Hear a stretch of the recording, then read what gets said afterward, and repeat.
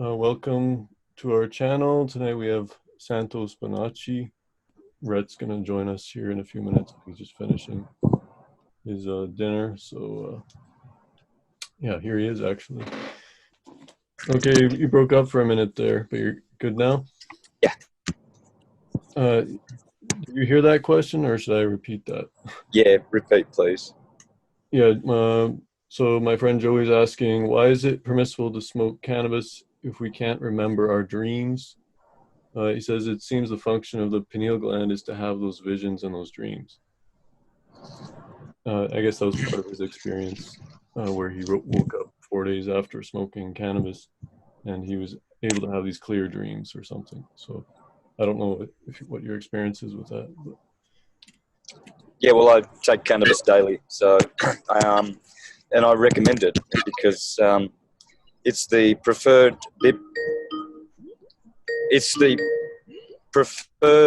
biblical incense that God requires to be. So in the Bible, God asks that cannabism be offered as incense to Him. So it's showing already the stature of this plant as a divine plant. If God, the God of the universe, is asking for cannabism, and this is 5 times in the Bible, it's not once, it's not a mistake, it's 5 times, and this is cannabis. So it's a holy plant. Okay. Because theogen, meaning that it gives you theos, God mind. You have a divine, you divinize through cannabis. That's how I got all my syncretism. I got every single syncretism. Of course, I say this in all my presentations, all my interviews. I never do anything straight, and I'm on cannabis right now. Yeah, because I want to shut this world out. I want to do syncretism. I'm devoted to syncretism, and cannabism is God's best plan to divinize the mind. So is that affecting your dreams or anything? Yeah, it can if it becomes toxic. You don't want to be abusive of it. I mean, I'm regular, but I'm a very, very moderate consumer of anything. I've never been into alcohol. I've never been into tobacco. Well, I did. I smoked for 5 years when I was younger. Tobacco. But I don't have any addictions. It might look like I've got an addiction when I'm, having a bit of a puff.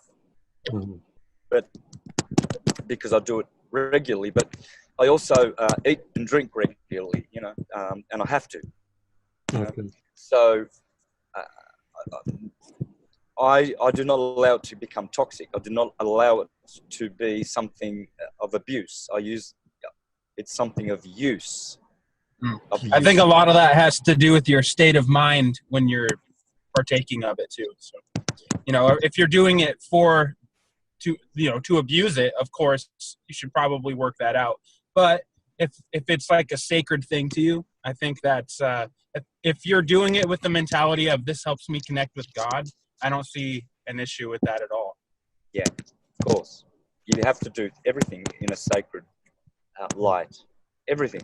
All your deeds must be sacred. It's the only way to ascend. Right. So Craig's asking, what do you believe about the afterlife? And I think I remember seeing you talk about this through like some of the Hindu things, where you have the picture of the different levels of heaven. And then like, what are we and what happens to us after we die? So, well, there is really no such thing as death. Death is a composite of 2 words, door and ether. Death is the door to the ether. wow. Yeah.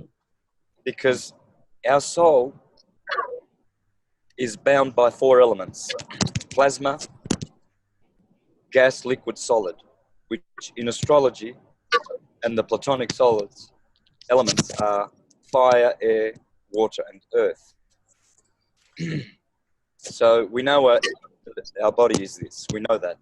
So when the body has finished its use to ascend the soul and improve the soul atoms during the course of a life,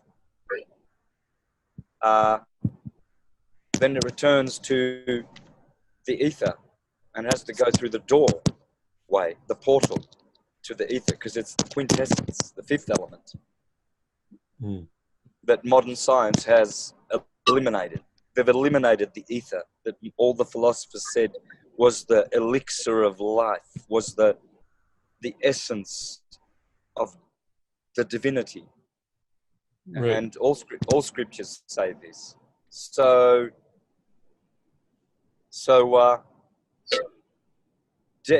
death is door ether. And so you're returning to your unconditioned state in the ether. Here we are conditioned. Mm-hmm. Right now, as I say this, I'm looking south to California from Oregon, and I'm beholding Mount Shasta. Right? Yeah, so, I'm familiar with that drive. Yeah. Yeah, so it's beautiful. Right. So how is that, like, that would be represented by, like, the solstices, I guess, on the zodiac. This is the gate of the gods and the gates of men. And then how would that translate into, like, the Bible story? Because I kind of connected that through the Exodus story, where they enter into the promised land.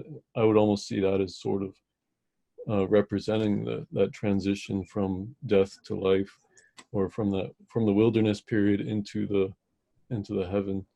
Or I guess how would you picture the wilderness period in the Bible as it relates to our journey? Well, the wilderness is the cycles of necessity that our soul goes through. When we incarnate and have torus field bodies full of atoms, anatomy, then this is all an experience. This is all a life where we have an opportunity to ascend, to improve the essence of the being. And so the wilderness is the soul's journey through incarnation. It's a wilderness because there's obstacles in the wilderness. There's death. There's danger. There's harm in the wilderness. And whereas when we go home to our natural unconditioned state, nothing can harm us. There's no fear. There's only love. Right. Yeah. And so we don't want to be in the wilderness. We want to get baptized and enter the promised land. The promised land is in the head, the pineal gland. See, when you go through the wilderness, you're going up the spinal column and raising the crystic fluids so that they can be reinstated in the head, heaven heaved up. Mm-hmm. Heaven, the promised land is here. The land flowing with milk, pituitary gland, and honey, pineal gland. So that's the chrism, right? Yeah, sorry, didn't mean to interrupt you. I was just going to ask you, Santos, where did you first hear about this? Did you maybe get it as some sort of like a revelation that hit you? Or did you hear about it from someone else first? Because that has always fascinated me about your videos. It's actually my favorite thing to listen to you talk about is the chrism and the kundalini energy going up the spine. And I'd love to hear you talk on that if you wouldn't mind. Well, there is a process whereby the nervous system is transformed in the human organism. And when this happens, one becomes christened with the chrism, the cerebrospinal fluid, which is the oil or the lard or the lard. The oil is the lard, and lard gives you Lord. And so when you follow the Lord, you are following the process of elevating the chrism so that you can have more charisma. And what happens is you are now providing the materials for the cerebrum to generate a 13th cranial nerve. And it's called the Christ nerve. So you have your 12 cranial nerves, and the materials come from the cerebrospinal fluids. And if those are ejected during the course of sex, then those materials are being squandered. In fact, one becomes a degenerate when they ejaculate. Yep. Okay. All right, so Santos, my question was, where did you first hear that? And how did you come up with this whole ideology based on that? Because you seem to have a very deep understanding of it. And I'm sure, you know, after years of studying it, but where did you first hear it? From a man called Samael Aumweor from Colombia, who teaches the perfect matrimony. There's a book called The Perfect Matrimony. And he studied ancient literature from all around the world and ancient theologies, and discovered that they were all based on this process, a 12-year process of transforming the nervous system. And also there's another writer, George Carey. He writes about this in the word God-man, in the book God-man, the Word made flesh. And so what you have is the true story of Christianity, which is how we not only ascend the human condition by transforming the nervous system, by keeping it clean. This is why vaccinations, chemtrails, and all of this dental work with mercury, etc., is harming people, because its intention is to sabotage and destroy the human antenna system, the tree of life, from operating at its maximum, and hence people become they get Alzheimer's, dementia, etc., because the nerve endings have been fried. And these are the nerve endings that should have been growing, not fried. And even if you don't develop the 13th cranial nerve, which is called the Christ nerve, which gives you access to all the Akashic records and all of your power and all of your glory and divinity, even should you not get to that, because it has to do with white tantra, which is sexuality, and it has to be 12 years with the same partner, as in a perfect matrimony, a holy matrimony, where they both enable the nervous system to ascend, to transform, metamorphosize. So it's a partnership in a way, like with someone that's holy to you. Yeah, Thomas H. Burgoyne says that you can only do this with the one partner. And so promiscuity is the left-hand path, and pure white tantric sex will be the right-hand path. And celibacy is in the middle. Celibacy is just nothing other than stagnancy, where the sexuality is not used to raise those fluids to provide the materials for the cerebrum to do its work, to transform the nervous system, because the human nervous system is way more advanced than the animals, and it has to do with the development of the new nervous system, what will be the consciousness of the individual. So anyone who has nerve damage or who has weak nerves, etc., that will affect their consciousness. So how old is this teaching? Like, did these guys get it from the Zoroastrians? Yes, the Zoroastrians thought that anyone who premeditatively committed an ejaculation would eternally be damned. Wow. There's no salvation for anyone who says, well, I'm going to have an ejaculation now.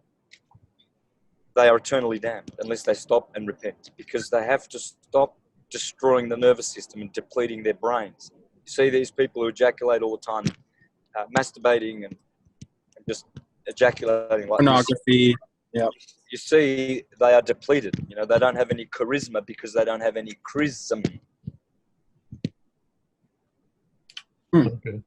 Yeah. So, and then they set about preventing young men from destroying their lives by ejaculating, and they would set up seminaries where they will learn about seed retention in this.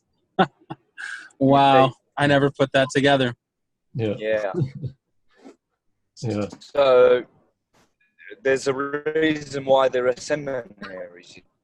Yeah. Okay. So I think our listeners would want to know this as well. Have you put this into practice in your own personal life, and what has that brought about? Like, what are the effects of putting this into practice and actually making this a lifestyle?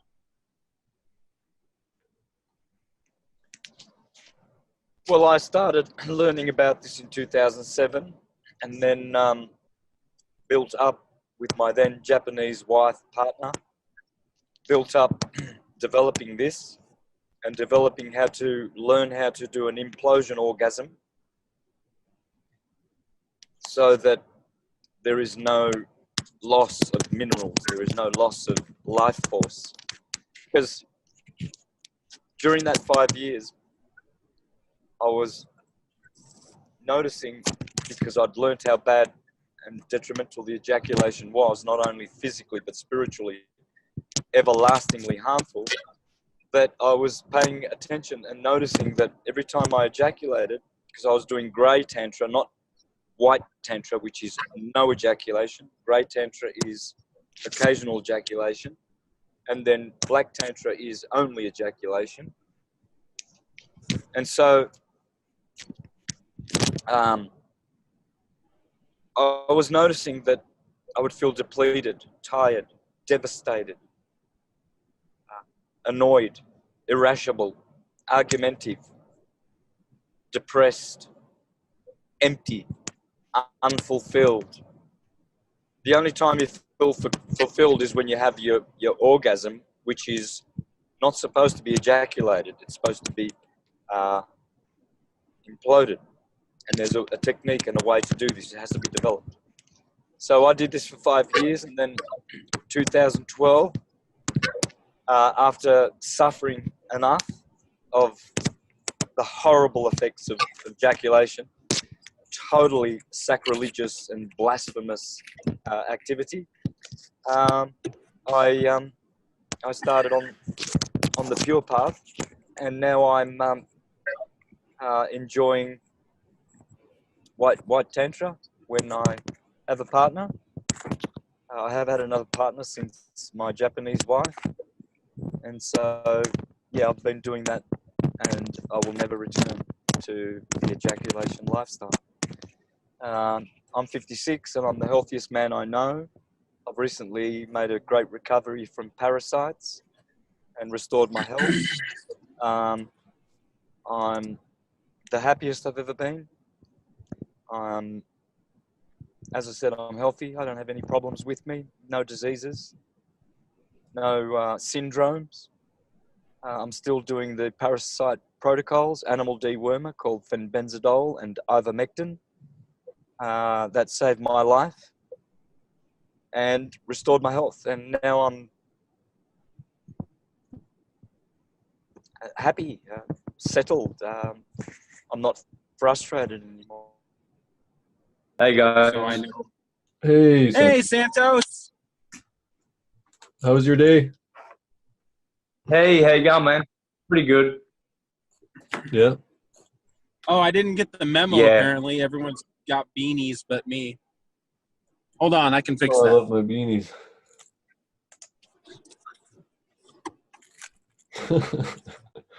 Yeah, we got the beanie theme.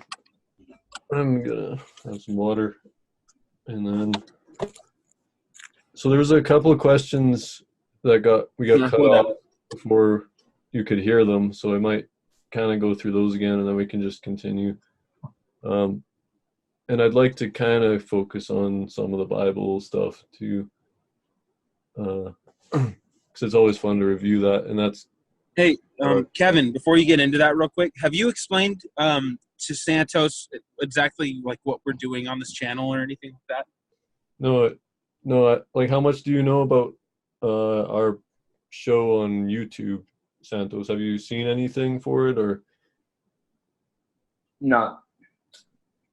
No, okay. Well, we're interviewing some pretty, well, honestly, like the biggest names we can get in experts in their field when it comes to mythology, astrotheology, fringe science, and all of the stuff, all of their subject matter concerning pretty much the Bible and religion and different views on eschatology, the end times, and what it is to be human.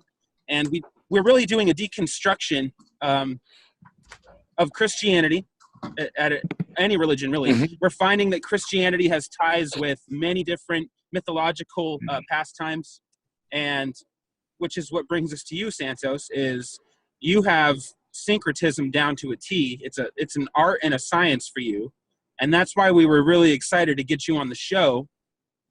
Is I've been a fan of yours for years. I've commented on a few of your YouTube videos. I'm really excited to have you here. And I know that I'm speaking for all of Myth Vision when we say it's a privilege to have you on the show today. Oh, absolutely. Thank you, man. Thank you. Appreciate that very much. Mm-hmm. Yeah, and maybe I'll just share how I found out about you. I was actually in a Facebook debate group, and I was still a Christian, and I was looking at full preterism versus the Israel-only view of eschatology, and we were. Have you heard of either of those, Santos? Of Jewish eschatology? Yeah, there's a couple different views that are getting popularized today. There's preterism, which is pretty much that everything's fulfilled, but it still applies to everybody. And this is all concerning the Bible and the gospel. And then there's Israel only, which is the statement that everything in the Bible, everything written in the Bible was only for covenant Israel and has nothing to do with anybody else. They both have good points. They both have bad points, in my opinion. But have you heard of those? Yes, more or less. But there's many eschatologies, and all the religions have their, perspective of it, and they all have their understandings. And I think they're all limited because, for a start, Israel has nothing to do with a genetic race. It has to do with a spiritual race. The Israel of God is God's chosen people, the Brahmins. See, I agree with that, but the Israel-only movement would say, no, I'm sorry, Santos, you're wrong. You've misinterpreted the scriptures. It's all about covenant Israel and the nation of Israel 2,000 years ago. What would you say to that? Because I deal with these people every day. And to be honest, it's really hard for me to keep my cool sometimes with them because, to me, it's quite obvious that whoever wrote the Gospels meant for it to be for everybody. I mean, I think that's pretty clear in the literature, but they have their ways, and I'm sure Kevin could tell you as well that it's pretty clear that they believe this is only for national Israel 2,000 years ago.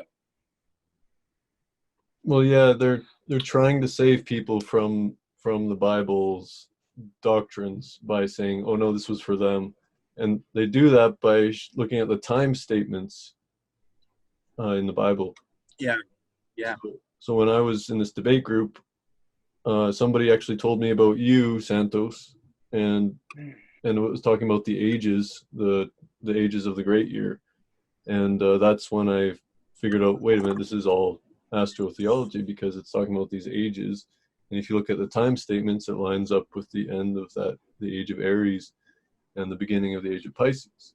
So that was a big switch for me to go from this kind of literal historical view to more of this ancient astrology view, which really helped me actually. Mm-hmm. And see, that's the problem, Santos, is a lot of these Israel-only guys are actually biblical literalists that take everything as literal history. And I'm wondering where you stand on that point.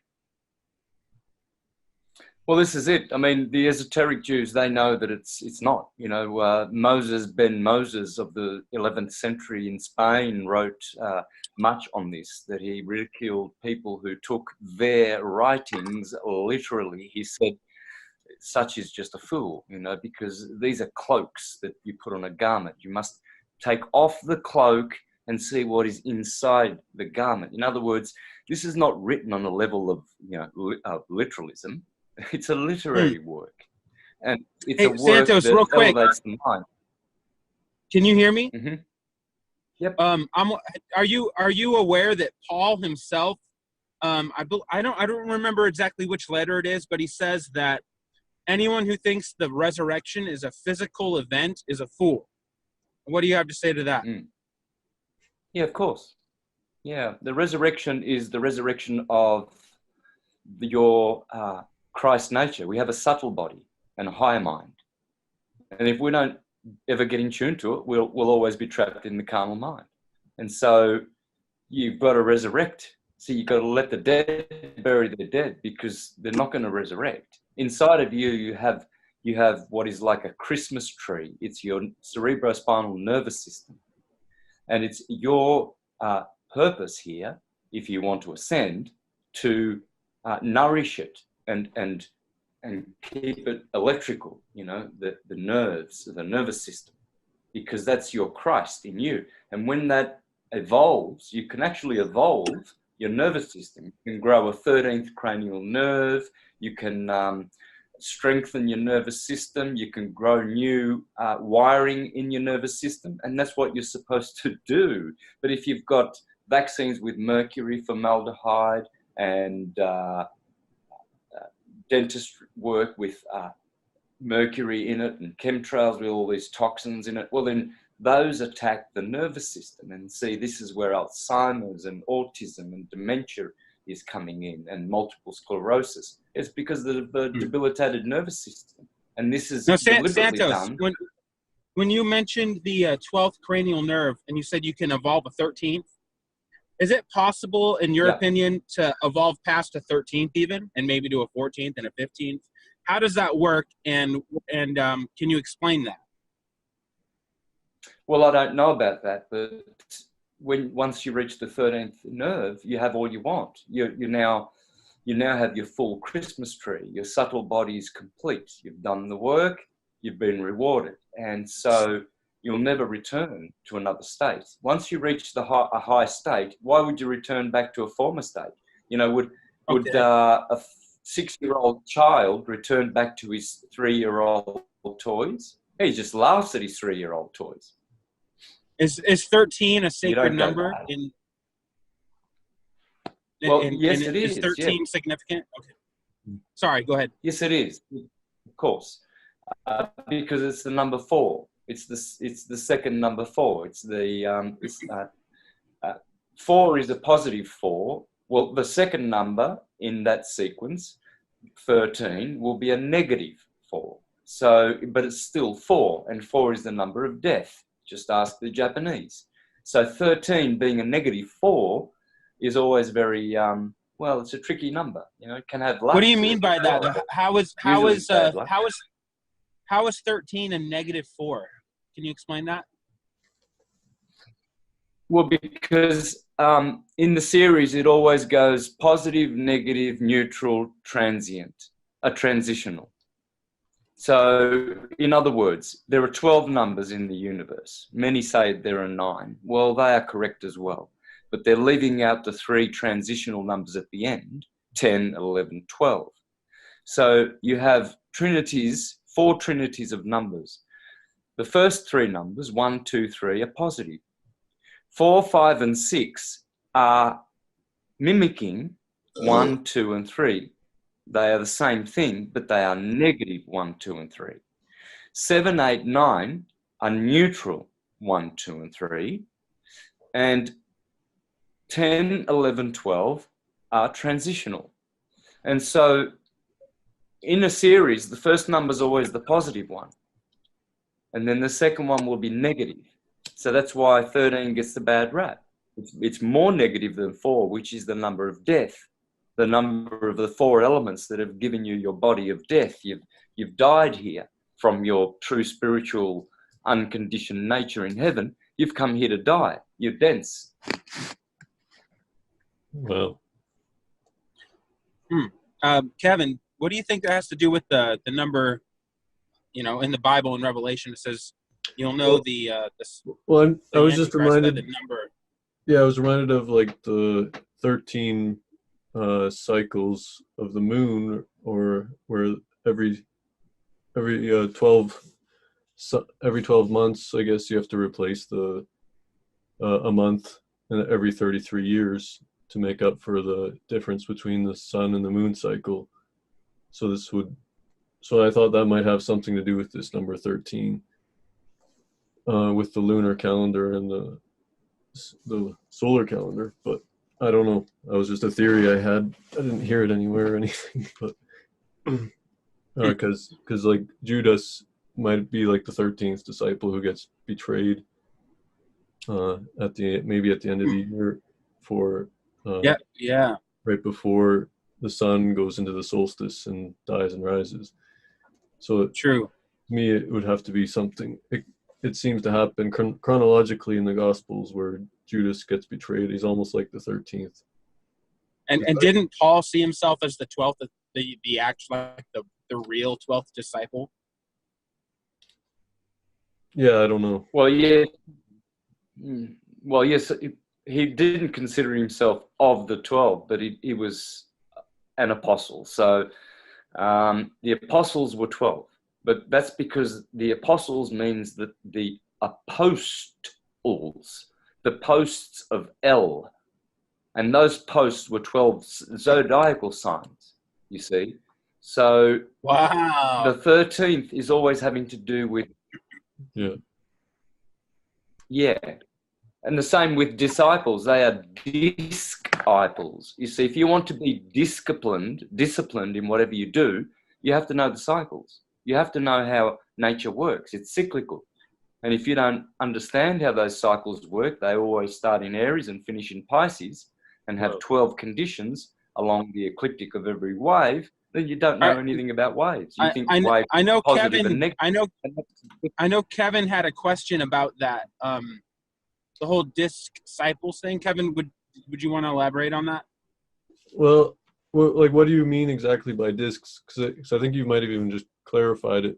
Because is the discs? Well, the disc is the wheel of astrology. There's no other disc. That's the disc. Right. The disc is the wheel of astrology. The 12 posts, the 12 gods. In Strong's Concordance. In Strong's Concordance. And how does that etymology work? Like where did you hear? Sorry? How did you hear about the wording for that? Like, how did you? Yeah, is that etymology? How did that go? How did disc go from the original languages into the English like that? How does disc? Yeah, how did it go? English? How did you get disc from disciple? Was that in history, or was that before Christianity? Because that's how disciplined ones were. They were disciplined. All right. So what was? Okay. So I guess I'm asking for you, Kevin, if you don't mind. So the whole disciple thing, I've heard you say that before in a couple of your videos, and I'm wondering, and the etymology of the word disc. That's an English word, and of course we think of a disc when we hear the word disc, but disciple was translated from the Hebrew and the Greek. So how does the meaning of the word disc in English translate from the Hebrew and the Greek to actually back up what you're saying there? Is what I mean is, in the original languages, when they're talking about the disciples, it makes sense in English to us, but did it make sense at the same time in the Hebrew and the Greek? Oh yeah, of course. They all syncretize. They might not use the word disc, but you'll find it will always be rooted in the word cycle. See, when Jesus is walking on the circuit of Galilee with his 12 apostles, you go to Strong's Concordance and it tells you that circuit of Galilee is the circuit of the zodiac, the ecliptic of the zodiac, which the Greeks talk about. So there you go. Thank you, Strong's. Thank you. We know that Jesus is the sun on the ecliptic because you're telling us. You know, they tell you. Interesting. It's just the picture. So it's like we got the word disc from that. The word disciple actually comes from a circuit based on the zodiac.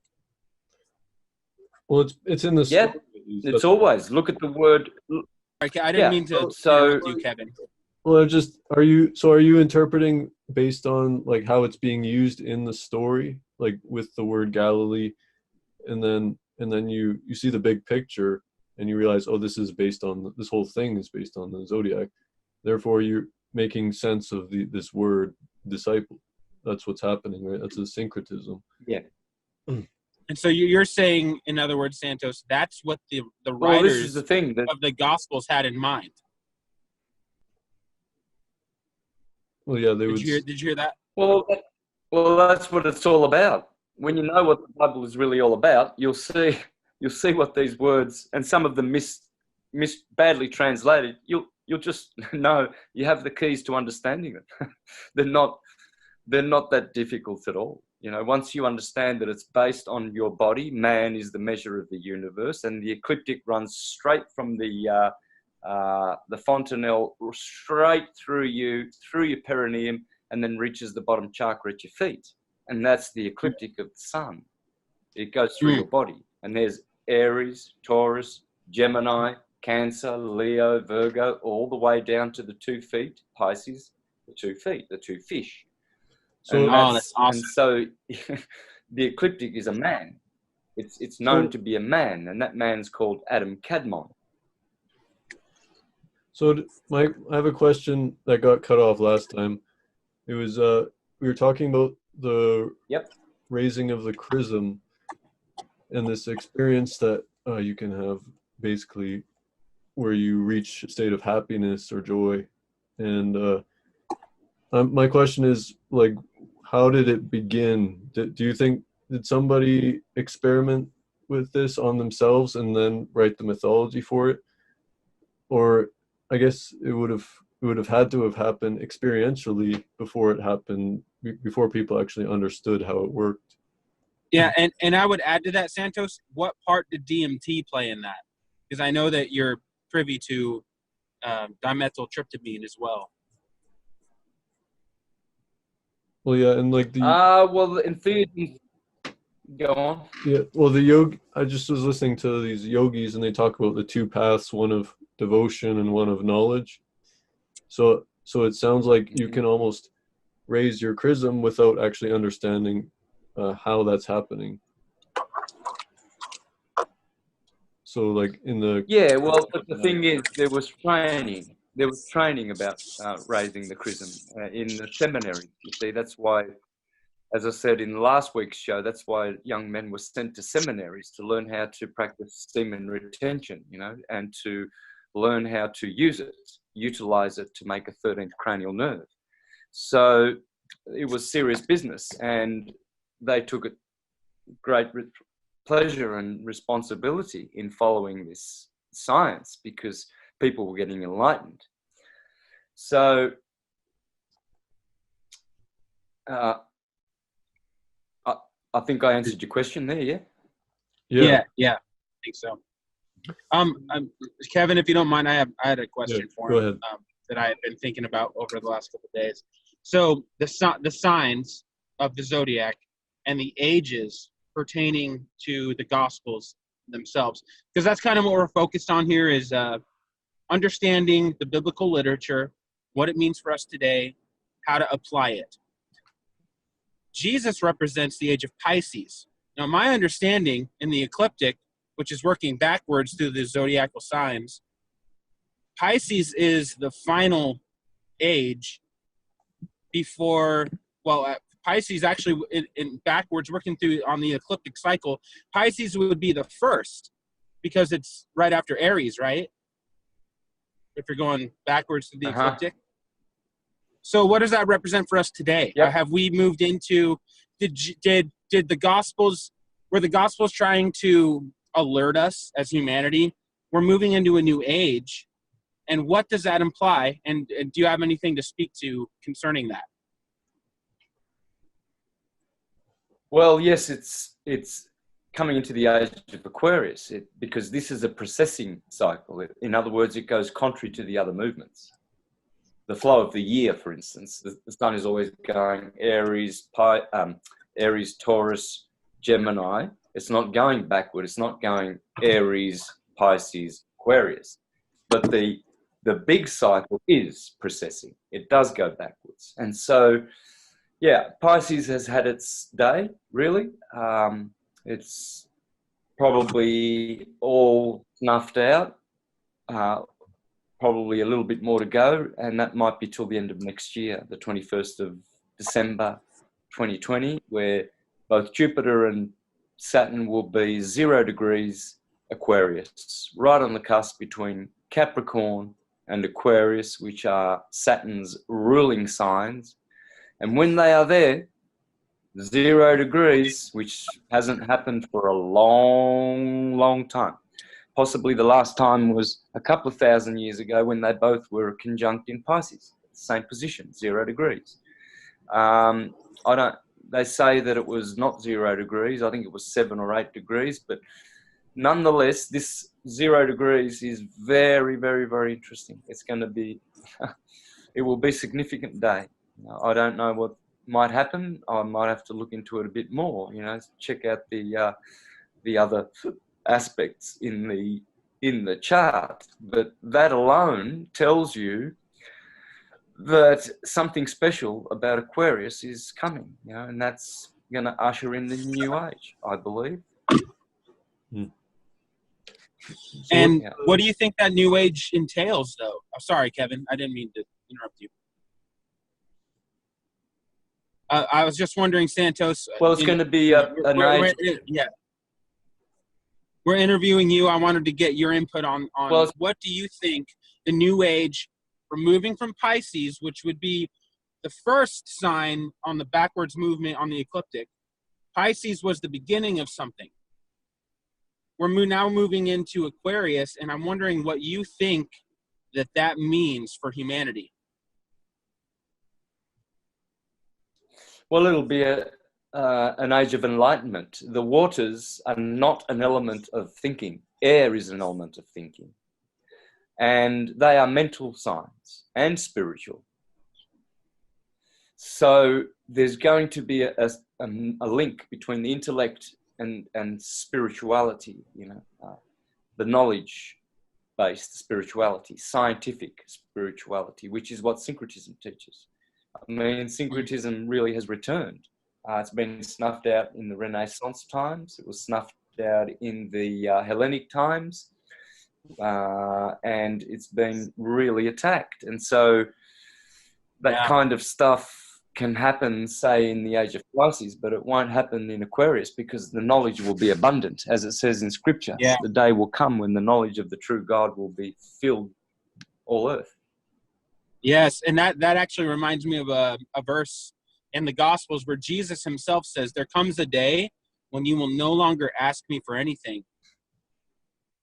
And I kind of see that playing out, where we're realizing our divinity, in a sense.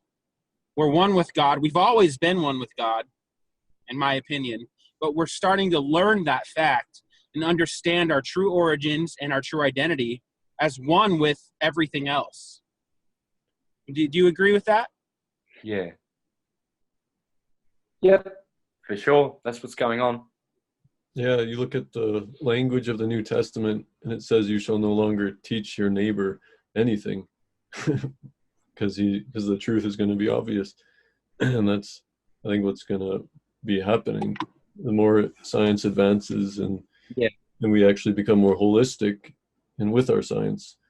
And So what Yeah. happened then, in your opinion, Santos? What happened if people had this knowledge in the first century?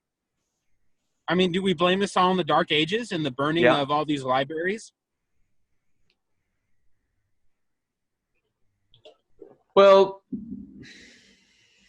I guess you would blame them on the enemies of this knowledge, people who can't afford to have an enlightened humanity. And that would be the rich people, that the very powerful rich people who control things at the top. And it would also be entities that control them from the transdimensional. And they would be demonic because they have to be, because generally benign That's beings interesting do stuff. not interfere. That's interesting stuff to me. What can you explain? What's your understanding on this transdimensional reality we live in? I don't know if you had some questions lined up on that point, Kevin, but that fascinates me, especially with Santos, because Santos seems to have some innate knowledge that. Well, my understanding through the Bible is that these entities are almost like thought forms, like the principalities. It talks about the powers and principalities of the air. I think it talks about it in Ephesians. So it's like, it almost sounds like this war of ideas, and those ideas might be thought forms, which are then called spirits. Just like ideas are metaphysical, so these things might be metaphysical. So I'm wondering. That's what I mean. Santos, do you think that these entities have like a physical reality somewhere in a finer energy or something, or a finer matter? Like, do they actually physically exist? Or is it really all in our minds? And like Kevin is saying, it's all us overcoming our thoughts. Well, they don't physically exist, but they exist. It's like the file on your computer is full of pictures. Now, they don't physically exist in that file. They're in counter space. They're not spatial, but it's information that can be unraveled electrically, and then all of a sudden you've got pictures on your screen. So that's how they exist. They're not really in counter space, but the atoms are not physical in the sense that we can see them. They're spiritual atoms, and so they do have like a soul. They are ghosts, right? Or some of them are more powerful, but the soul factor is missing. You see, so they are entities. You could call them spirits, but there's no soul there. The soul is what then makes the body. So, and they're intelligent, and they're complete beings, and they have atoms of higher attenuation than our atoms. So their atoms are vibrating at a higher frequency than ours are. Yeah, for sure. Mm-hmm. And they exist. It's like the frequency of the information that's in your computer files, you know. Whenever you need that information, you know it's there. You reboot your computer and you can find it, and it's great information. It's voluminous, but it doesn't take up any space. You know, it's not. You'll never see it. You can't open your. Have you seen Zoolander when he tries to get that file out of the computer, and he's hitting the computer trying to break it open to find the file that has all the information he needs? Well, Zoolander. This is it. Yeah. So what do you think about like deliverance ministries in like the Christian charismatic church? Well, they're all corporate. They're money-making schemes, and they teach that Jesus is literal and he's coming back.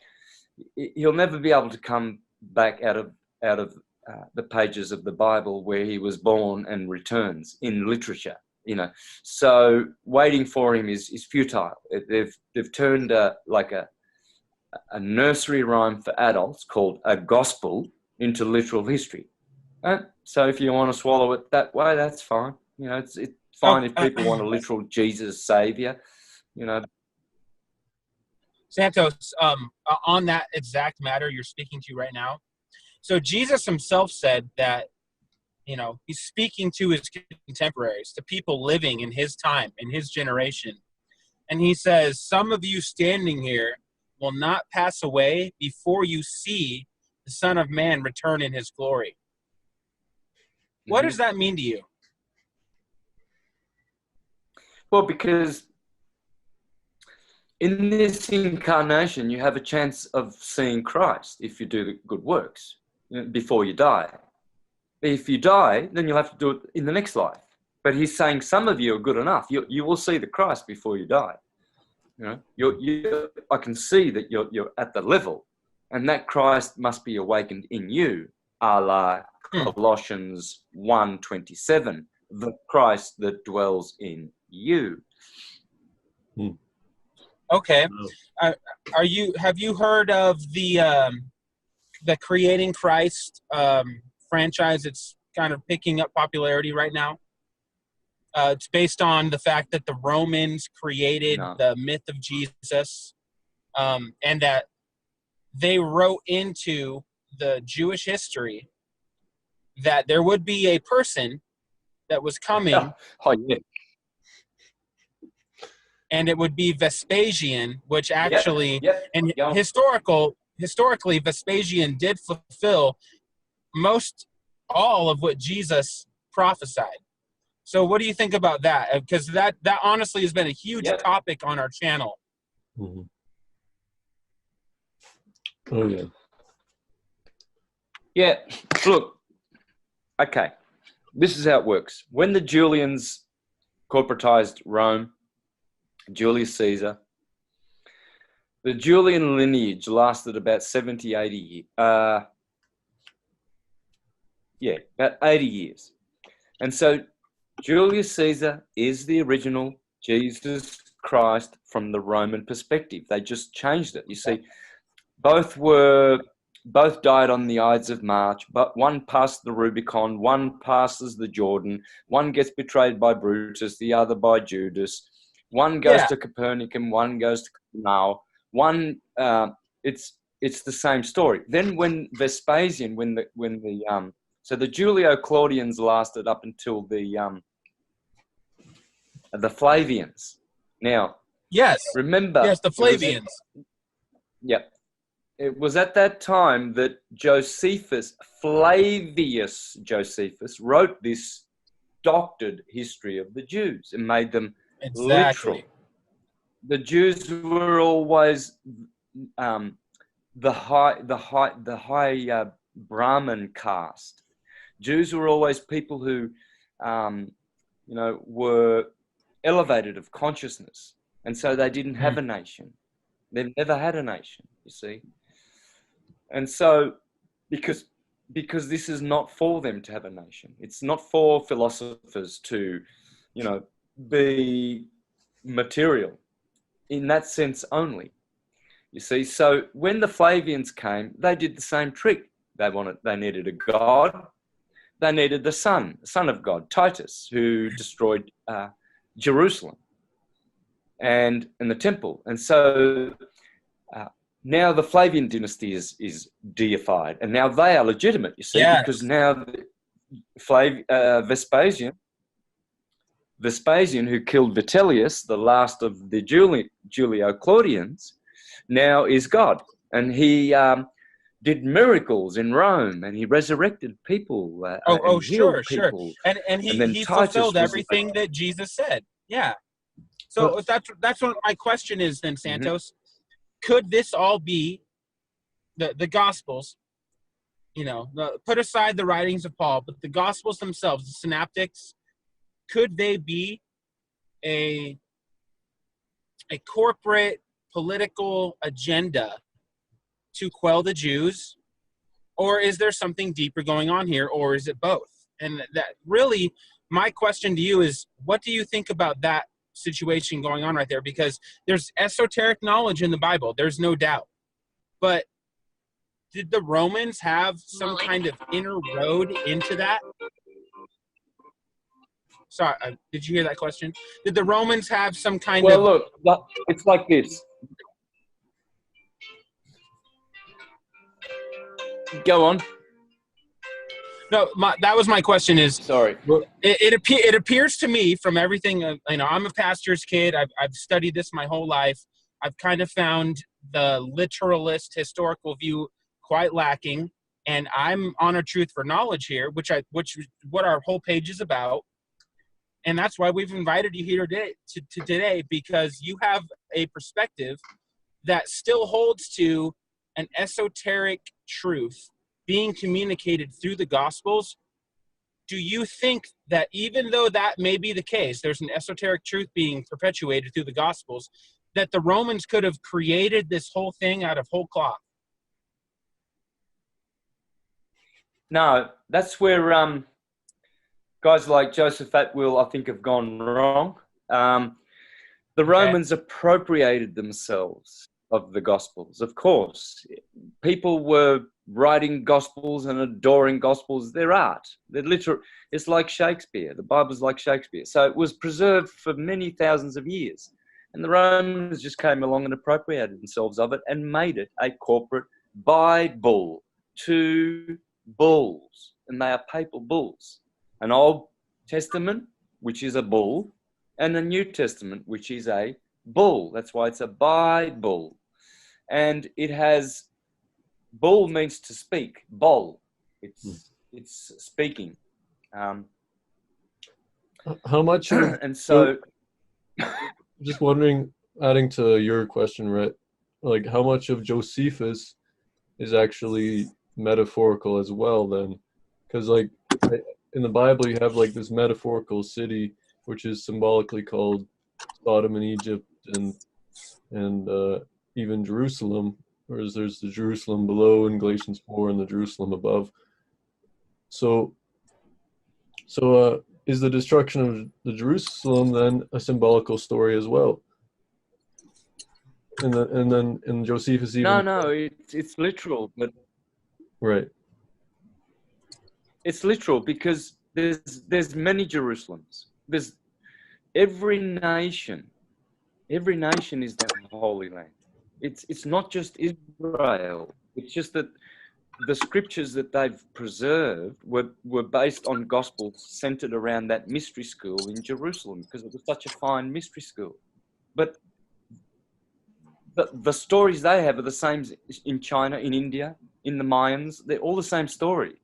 It's all exactly the same. All you have to do is do some comparative studies and you'll see that they're all exactly the same story. It's a sun god. He's got 12 heroes. He does all these heroic things and he's a savior and he gets crucified and Krishna's this, Horus is this. It's all the same story because it's based on the eclipse.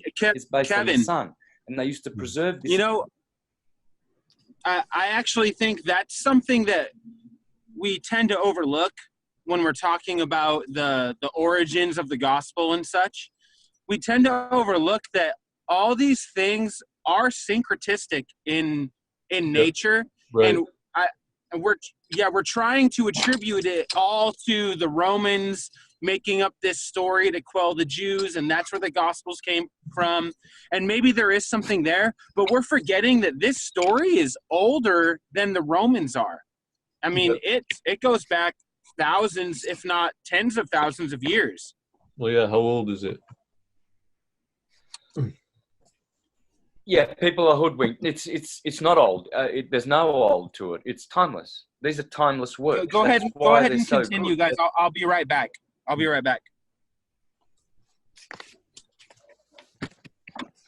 Yeah, so there's no use considering the age of these texts because they always get appropriated by the empire that turns up and then just grabs these sacred books and redacts them and brings them in line with their corporate agenda. So the Bible is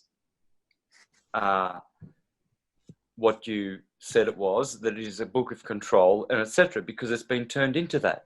It's like a knife that's used for killing that was once used for buttering bread is now killing people because it was turned into that by evil intentions. Yeah. Yeah. So how much of Josephus is metaphorical? Because I know he talks about how this heifer gave birth to a lamb, and that seems to be clear imagery of the transition of the age from the age of Taurus or into the age of Pisces, or some sort of symbolism going on there. And then he has some stuff that like Joseph Atwill is comparing to the Gospels and stuff like that. So did they take this sort of chronological history and then apply the astrotheology to it and then make the Gospels? Or did they look at the stars and then kind of make up this history about their temple? And then, because like in the Lord's Prayer, you have on earth as it is in heaven. So did it start like in the sky, or did this story kind of start on earth, or no, it starts in the sky and then they translate it and transpose it onto the earth with their buildings, and then they call it a holy land, and it is. If you go to Glastonbury, you'll see a zodiac there. If you go to China, you'll see zodiacs there. All lands are holy lands. Why is Holland called Holy Land? Why is Israel means Isis Raranel, the Holy Land? What have we got? We've got Venezuela, the land of Venus, which is the Holy Land. America, that's Mercury, to the feathered Quetzalcoatl, America. China, the land of Qi energy, holy energy. Japan, the land of the rising sun, it's the Holy Land. The Netherlands, the netherworld, is the Holy Land. Norway, the land of the north, because the North Pole, the head, is where you go up to be holy. You know, Finland, the land of finesse, the finished people, polished, ready for ascension. England, the land of angels. England, the land of angels. It's all the Holy Land. Ariland, the land of Aries, the Lamb of God. Right. I can go on and do every land. It's all the Holy Land because God made it. Yeah, because I'm from half Swedish, so they got the cross on their flag as well. So they got it's like the golden cross, but that was probably all right, I'm back, guys. What did I miss? Well, that's a good example. Sweden, the land of Eden. Right. Wow, I didn't think about that. Everywhere you go is the Holy Land. We're talking about flags now? Yeah. No, we're talking about lands. Oh, lands. Well, okay, so we're sticking with the I was asking about syncretistic view. Yeah, I was asking like where it started did it start in the stars, or did it start on the land? Because Jesus is like made to be on earth as it is in heaven. So he was just giving all these examples of how it's the promised land, because they take the stellar mythologies, because the star is the most obvious map we have to govern our lives, at least at that time. Oh, wow. So are you guys on the track of that's where the nations came from, was a mimic of the stars? All of them. Every nation is copying the stars. You know, even all the towns we have, they're all stellar. You know, Amsterdam, the land of Amster is the star of Om. You know, Rotterdam, the land of Ra. London, Elondon, the Lord, the sun. Manchester, Chester is the star. Rochester, it's all stars, you know. It's all they're all named like this. The Holy Land, California. What I'm in about California at the America? moment. We've got Well, he said well, I that. did that before. So California, we've got Los Angeles, San Francisco, San Juan, Santa Clara. This is all Sacramento, the land of the sacraments. Everywhere you go. Oregon, the land of gold. Name any word, and I'll show you how it goes back to the stars. What do you think of Metatron? Duck. Does duck go back to the stars? Duck? Yes, like Which one? a duck. It's not a land. It's just an animal. Well, do the animals come from the stars? Yeah, it does. It's just a question. Yeah, all words come from the stars. Sorry? Yeah, I'm just saying if the nations come from the stars. Mm-hmm. Go ahead. Yep. So do words, of course. Because so words. do you see star? Sorry, Kevin. Go ahead. What do you think of the word Metatron? I think it was a position in the temple, or it was an angel. I think we've had it mentioned on our channel, but somebody was asking. They said you believe in Metatron, but they don't know what you think it is. Do you have anything to say about that? Well, Metatron is it's a transcendental, archetypal, like a blueprint. Metatron is in the atomic nature of things. It's a structure. It's like the flower of life. It's like the Kabbalistic tree. It's an etheric. It's a station that can be filled. It's not a physical thing, and it's Richard Carrier said that it's an office. It's not a name. It's not a pronoun of an angel. It's not the name of an angel. It's an office that an angel can fill. Or a priest, maybe, or something like that. Yeah. So do you like? Yeah. So this. Oh, you go ahead if you want. No, you go. I wasn't really going to say anything significant, but well, I was just talking. You can go to the next question. Like we talked. Sometimes you come across strong, and you're gonna experience everlasting hell for ejaculating, and I'm just wondering what you mean by that, and are you talking in metaphors, or are you trying to just get across the discipline that's required, or something like that, to that effect? Yeah, if I might add to that too, Santos, is hell a literal place to you, or is it a state of mind? Because in my understanding, heaven and hell are within. According to what Jesus himself said, the kingdom of God is within you, he said to the Pharisees. It's not something you can observe. It's not going to show up on your doorstep. It's something that is within you that you need to realize. Is hell the same way in your understanding? Yeah, it's a condition. It's a condition first, then it's a place. So it can become a place, yes, a dense place.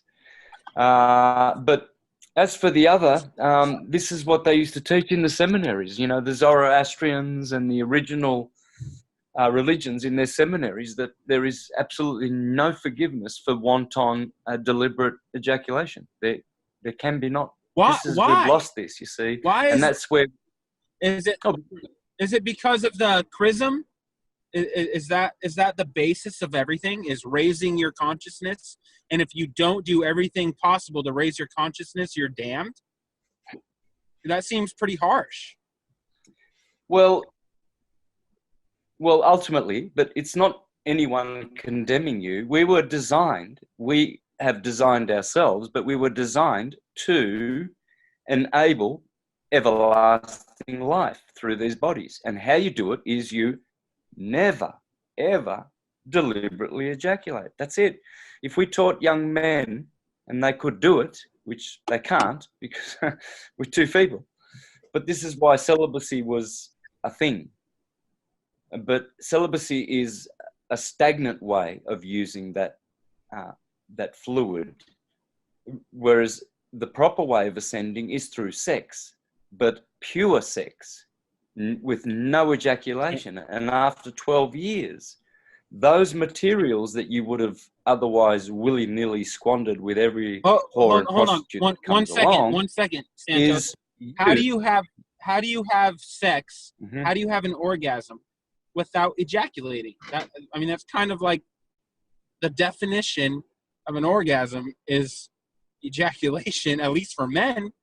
I mean, how do you mentioned something last time we talked about an implosion orgasm. What exactly does that mean? And I know this is getting pretty graphic, and I hope our listeners are adult enough to have this conversation with us, but I'm interested because I have a mental image of what you mean, but I'd like to hear your thoughts on it.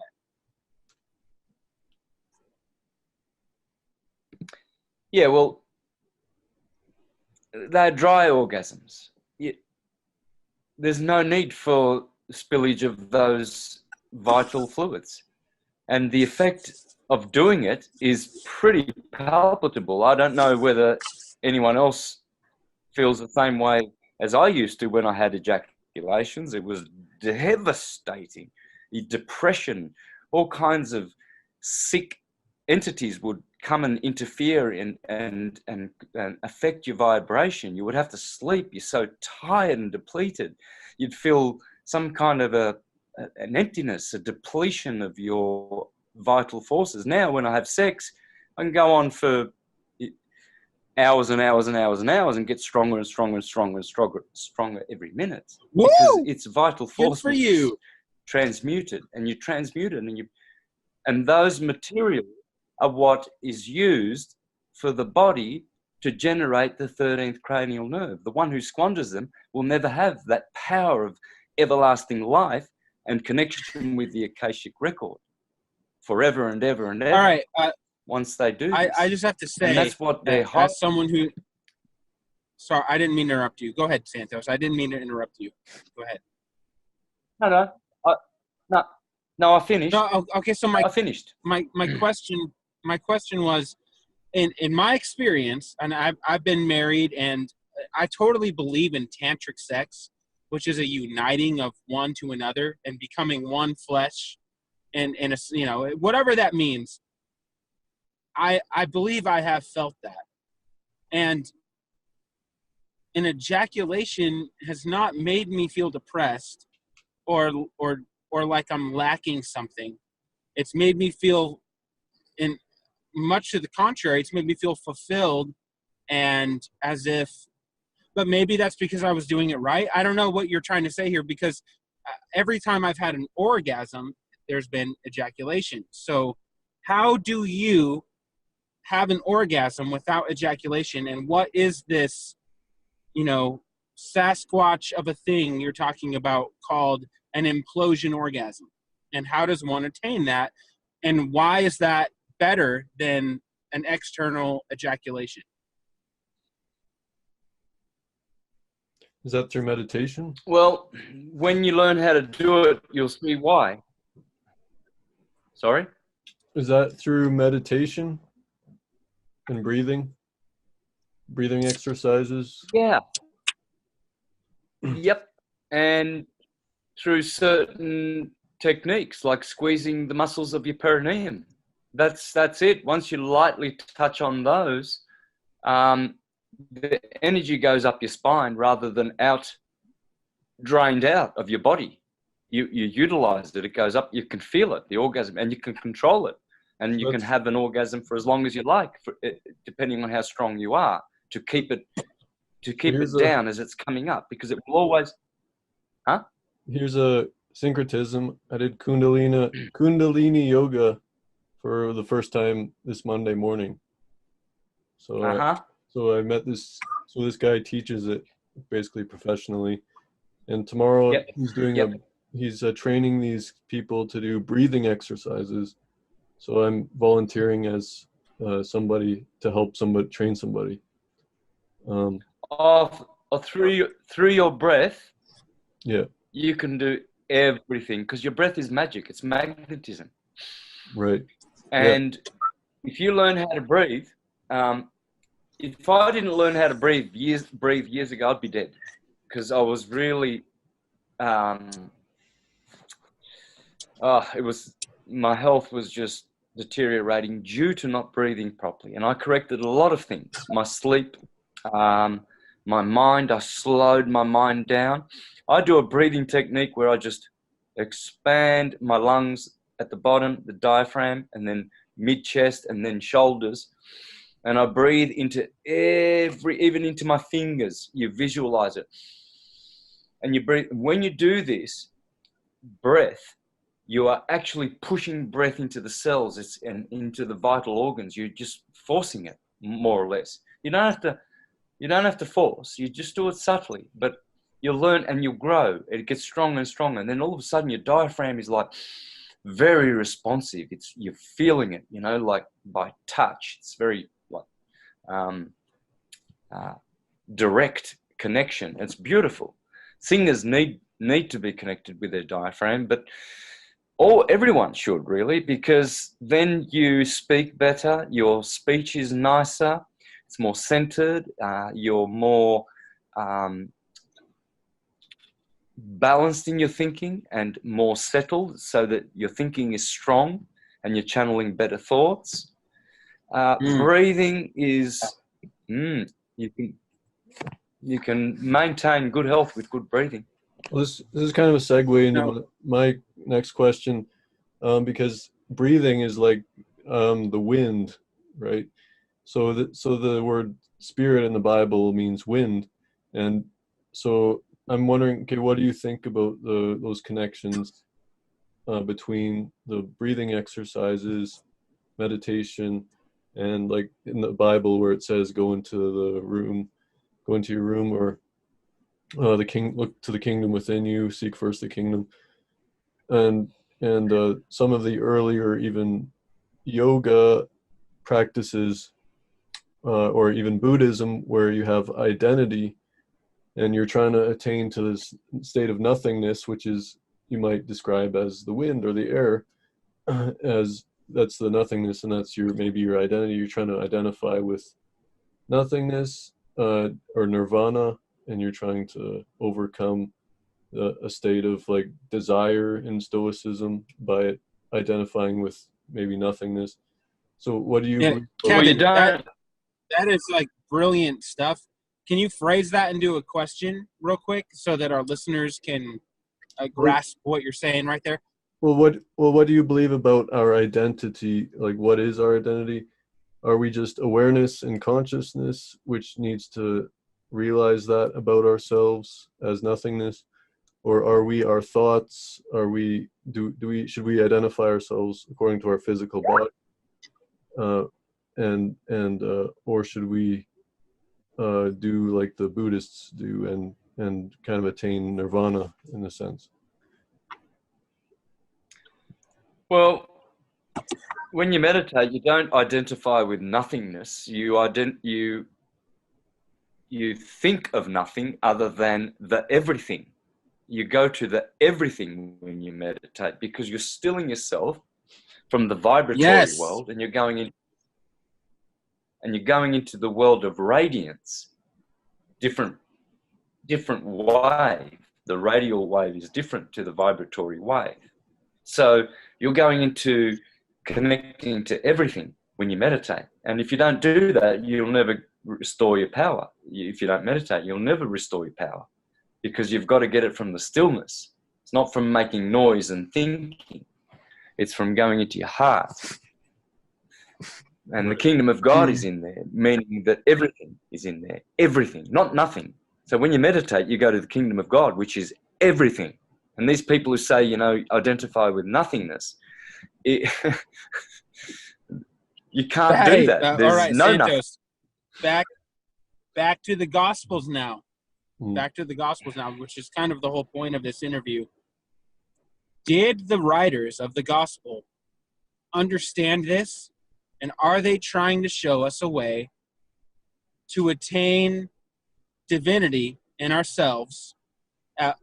Honestly, the imagined world of Plato, where it's philosophers and scientists that rule the world, and we literally bring heaven to earth. Is that something that you see coming in our near future?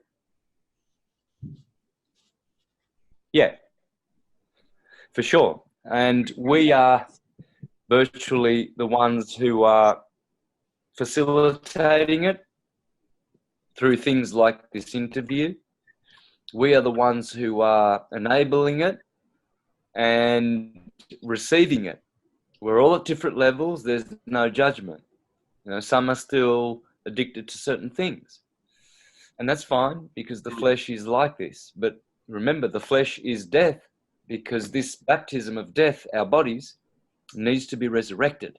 And so the resurrection happens Santos. when you resurrect your fallen nature, which means, you know, I have a question on that for you. I'm sorry, I seem to be interrupting, but I'm interested is why. And I'm super happy to have you on this interview. You have no idea. I've looked up to you for many years.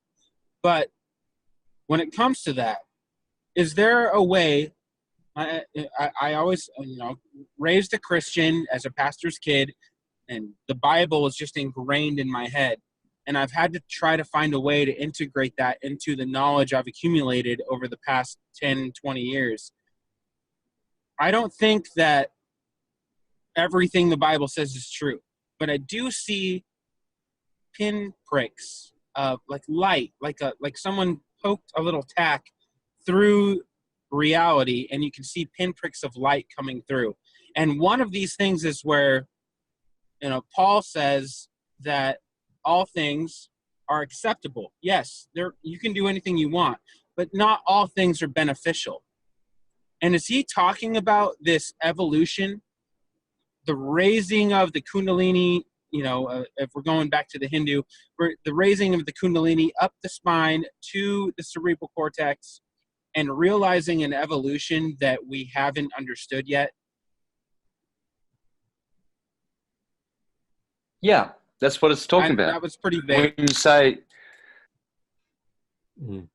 yeah, well, but that's what the Bible's all about. When you say that I don't believe that what some of the Bible is saying is true, well, you can't say that, because it's not a book about literal things. It's transcendence, poems. You can't say a poem is not true, because it's about higher truth. So it's up to us to understand it. If we don't understand it and we take it literal, then it's not true, of course, because it wasn't meant to be. When you talk about the birds and the bees, you're speaking truth, but you're not truly speaking about birds and bees. So little kids will get confused, and they'll say, no, I'm sure Mum and Dad was speaking about birds and bees, not rabbits and chickens. Right? It was definitely literally birds and bees. I remember those two particular animals because they both started with B. No, child. Yes. No, it's talking about something else. But it's true. So you can't say the Bible's not. It's a book about truth, the highest truth, for the ones with eyes to see. And ears to hear. It's a gospel. You can't say a fairy tale, hasn't got truth in it. It's full of truths. And I've been all right. So back to the question of where did this thing come from then? As far as I can tell, it's a bunch of Romans with the help of Josephus, who knew the Hebrew texts and what needed to be fulfilled for Israel to have a savior. How is this all syncretized? How does it all unite? Because there has to be a political agenda going on in the Gospels. Otherwise, we wouldn't even have them today. But yet there's something going on that's deeper than that. And what is that aspect? Is it just innate in us to always, even though we're trying to do something political, like what as far as I can tell, the Gospels are political. Is there something innate in us that we always reach for the higher vibration? Is that what you're seeing? Because that's kind of what I'm understanding. Yeah, well, that's the message in the scriptures. It's enabling the ascension process in us. It's encrypted. It's encoded. It's another language. It's the priestly language, the language of the Jews. That's why they're the chosen people, because a high-minded individual who is a Jew should know the keys and how to understand this encoded message so that we can get back to source. It's a book that's saying, if you want to get back to source, you have to do this process, the good works, where you improve yourself, where you liberate yourself from this entanglement of your spirit in the fleshly world. Now, guys, I just realized I've only got a few minutes to go because, I was. All right, Kevin. Late. I've got one more question for Santos then, and I'll let you have the final say. But Santos, all that said, what is your understanding of the Logos, and is the Logos representative of God?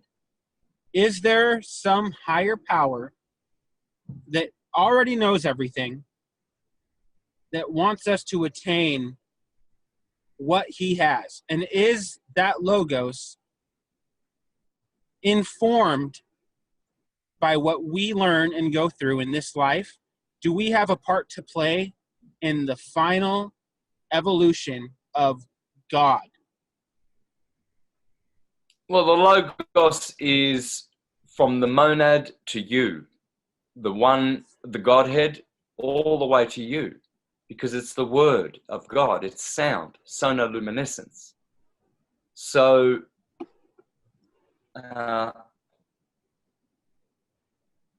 in that sense, we. So my question is, do we inform God?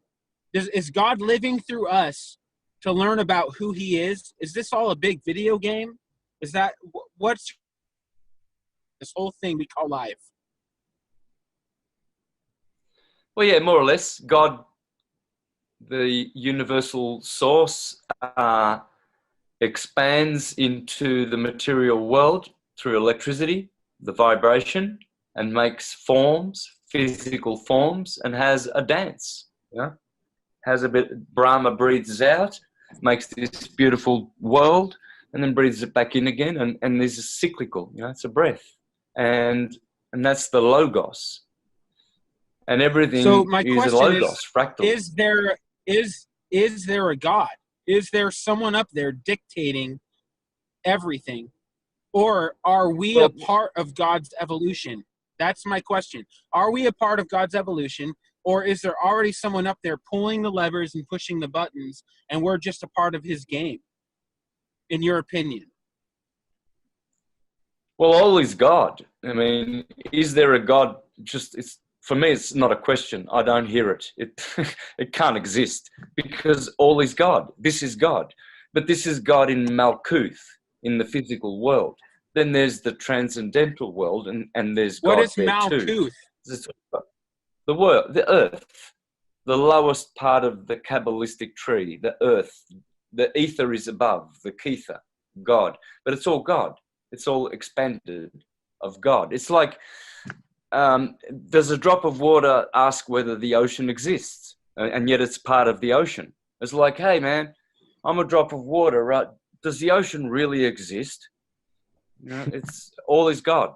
And so we are godlets. My nose is part of God's material world. That butterfly is part of God's thinking process. It's all interconnected. And so we are different to God, and we are God at the same time. It's a dichotomy. It's a paradox. It's a most blessed way to exist, to have your own individuality and activity, and to be God as well, which we are. Let me rephrase that. Yeah, but do you believe that God has kind of siphoned himself into all these different parts, which we call individuality. And okay, Yes, that's see, I believe that too. Okay. Yep. Thank you, Santos. I want to ask you, how many books have you read? Oh, I don't know, but I read enough to get what I've got, you know, Right. because the other half is intuition. And if you don't have the intuition and past life understandings and growth, when you come into this life and you incarnate, you don't bring a lot of that with you. You know, you've got to have a strong soul and bring it with you, your intuition, because you need that as well. But you must read the scriptures. That's why we wrote them, because they are the other half. This half, that half. And when you know how to use them both, you know, some people are too airy-fairy, conceptual, and you know, all about intuition and their way of seeing it. And it's like, I see it like this, and that's fine. Yeah, that's good. But how is it really in the world? You know, like if I have an orange, let's say I have an orange and there's a full moon, and I put the orange in front of my eye and I say to a little boy, you know what, this orange is bigger than that moon. And it's true, because it's relatively true, but it's not universally true. It's not absolutely true. Subjective. So that's why, a lot of it, you got to get it from both. So, you know, you get the books, read the books. Would you be willing to do a debate with someone that might differ on your views? I don't like doing debates, but if he's a cool guy and he's humble and he's not going to be arrogant, for sure. Yep. Yeah. Cheers. Thanks, guys. Have a good night.